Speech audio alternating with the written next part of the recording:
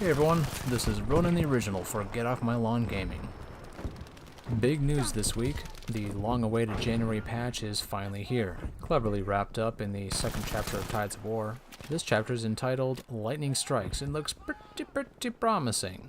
We'll start with Tides of War Chapter 2, and then I'll discuss what I like and don't like about the patch list. For those that didn't pay attention the first time around, Tides of War is EA's attempt to keep the game fresh with ever-changing objectives. In previous games, you simply leveled up your ranks, unlocked attachments for weapons and vehicles, and were awarded ribbons, medals, and achievements. There were a number of achievements tied to the core game, then a handful of new ones were created with each successive launch of an expansion pack. In Battlefield 5, you can reach max rank fast, really fast. At this point, that's only rank 50. I hit it in about 25 to 30 hours of gameplay versus almost 500 hours for Battlefield 4. You can also unlock all the attributes for a given gun in a handful of matches if things go well. There are skins to unlock that have sometimes absurd requirements, but that's about it. It left a lot of people wondering if they'd still be enjoying this game in a year. Behold, Tides of War. Week-long events wrapped up in individual chapters. Each week gives you a tree to complete to get the prize at the end.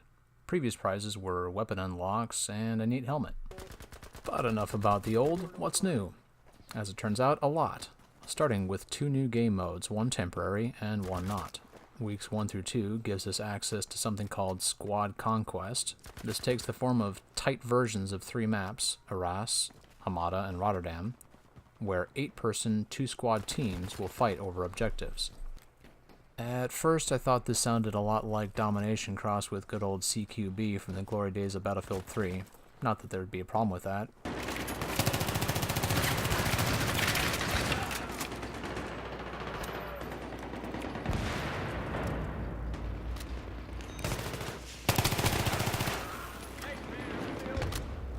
Alas, it's a little bigger than that, and there are vehicles involved. Sounds interesting, and I hope they bring it back. Now, I've taken a look at the map layout, and for example, Rotterdam stretches from the British deploy to the water's edge with part of the canal as the southern border.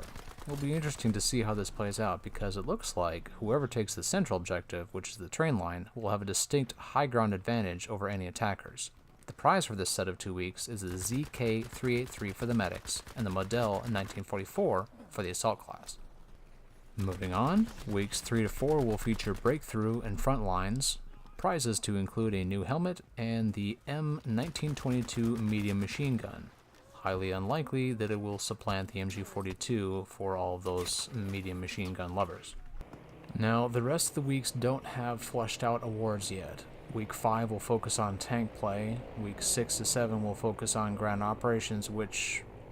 Okay, listen. I hate Grand Ops, like with the passion of 1,000 fiery suns, specifically airborne.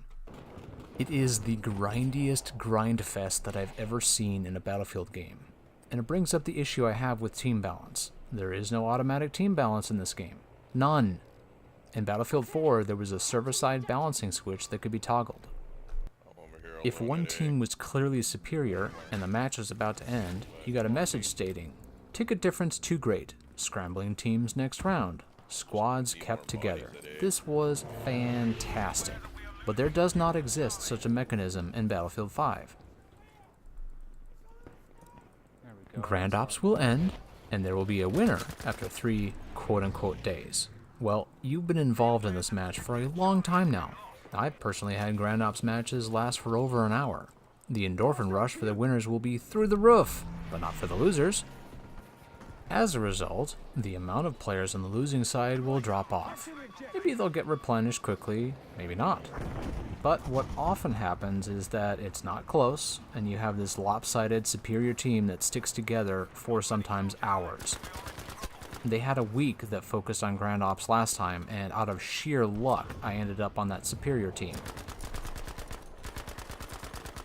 Given my normal experience, I knew I was going to have to grind it out in one night if I wanted any chance of finishing, which required me to win a full Grand Ops. 3 hours and 3 full Grand Ops later, I had done it. That's a total of 9 rounds. In the words of Ed Rooney, 9 times. So I really hope they don't crank up the requirements this time around.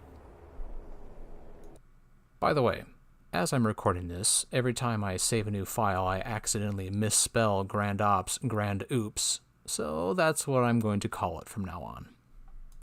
Sorry for the extended rant, I had to get that off my chest. Back to the remaining weeks.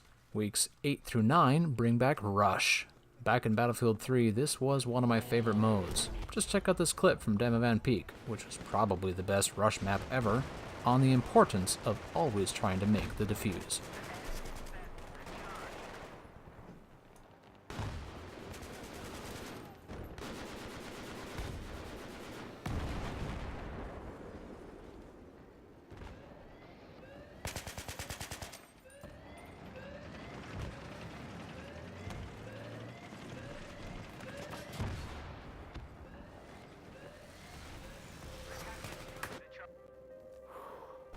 Now, I didn't play as much Rush in Battlefield 4 due to the myriad of other game modes, and it had started to feel too grindy for me.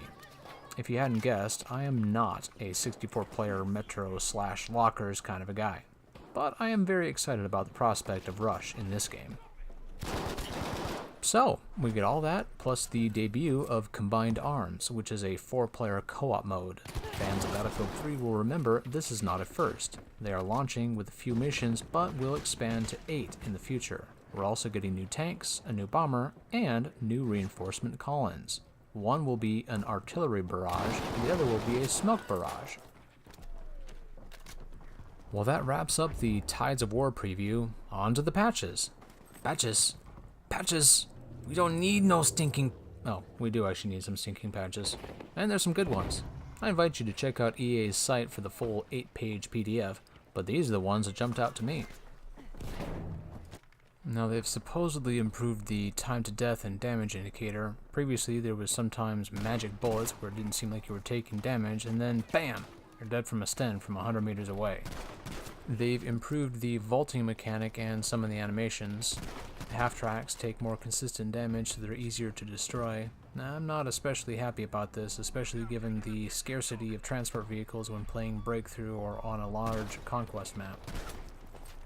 They're making it so that all tank cannons are one shot and one kill against all planes. This makes sense, and I'm fine with it, since when I fly, I try, well, at least these days, to start from a high altitude, deliver my payload, and then climb again, unless there's a particularly pesky AA. Leading my list of why are they not addressing this is the hackers. Thankfully, those of us in North America have not had to deal with this much, but hacking is rampant in Asia. Usernames get reported, but nothing seems to be done. If you witness blatant hacking, which I would consider being killed across the map by an LMG or an MMG through several trees, do a quick search for how to report Origin players. It's a fairly simple process. Double.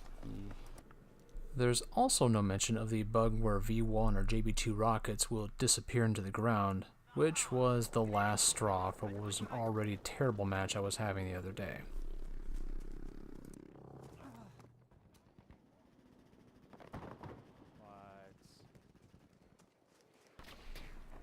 The practice range revealed in the first chapter of Tides of War was a disaster. I need a place to practice with all of my unlocked weapons and their specializations, not a shooting gallery. Lastly, it would be nice to be able to change the tanker and pilot genders to male, and the only reason I bring this up is because of my Letters Home series, which you should totally check out after watching this. I'm going for authenticity for these fictitious characters and their adventures, and I don't want to have to mute the audio every time my character says something automatically over the radio. That's it.